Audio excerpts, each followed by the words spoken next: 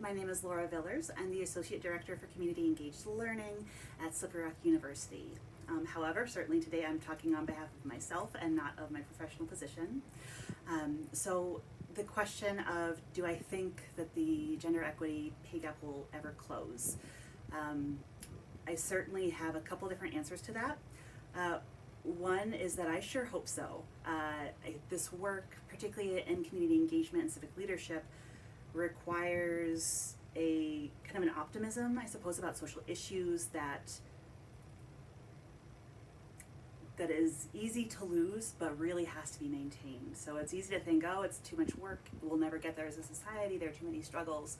I definitely can understand that, but I focus a lot more on the smaller steps towards that. How can we make smaller social changes that add up to big, massive social change? So certainly one area says, I hope so. Another area says, maybe.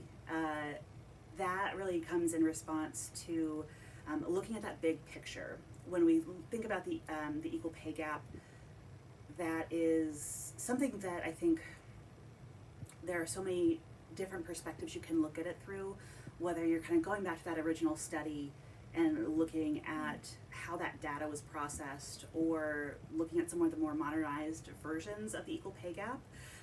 There's different populations that are affected in different ways. At the core, though, whether you're looking at kind of the implication of gender and the intersection of gender and race, or you're looking at the intersection of gender and parenthood, those are both really critical to look at a social level. So when I think about this pay gap, we would need then social, like large-scale social policy to then address those things. What does it look like to call leave after birth parental leave as opposed to maternity and paternity leave?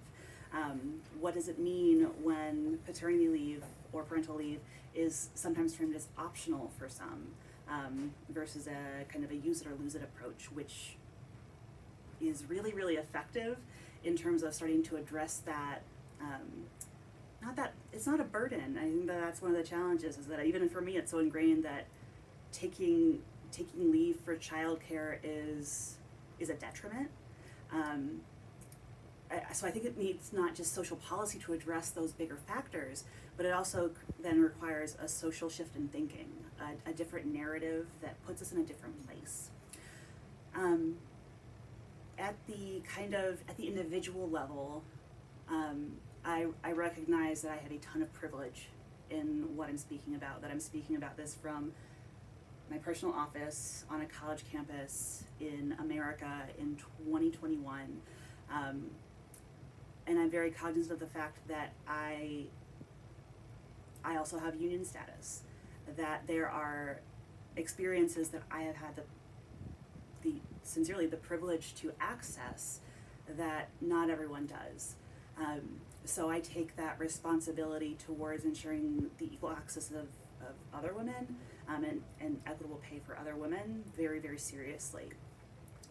I've been able to move up really quickly in this position, from coordinator to assistant director to associate director in about 3 years, when traditionally that would take somewhere between 7 to 10 often in this field. So that was really some intentional strategy combined with that privilege, combined with some other just pure luck. But I've taken a lot of what I've learned from that process and talked with other women across campus to say, are you being classified correctly? Are you being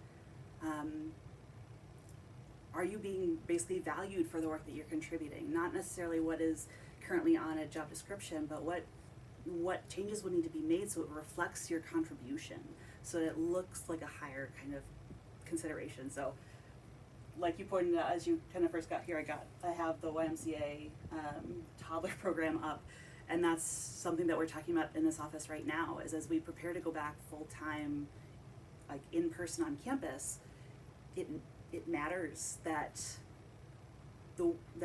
at least in our office, women are talking about how do we ensure childcare. I don't know what that looks like across campus for those who identify as men. that's a different conversation if it's happening. So I think it's very real, but it's also something that we need to be talking about. We need to be having conversations, whether it's colleague to colleague, kind of professional to student, student to student as well. This is some of my favorite stuff to talk about. So at the core of this, do I ever think that the equal pay gap might close? And I have to say yes, because I have to, again, have that positivity. But to do that, it's going to take a lot of coalition building and a lot of reframing of some of the harmful inequity that is just pervasive in particularly U.S. culture. So I think that's a great question, and I'm excited to see what progress we can close, even if in my lifetime it's not something that we're able to fully address.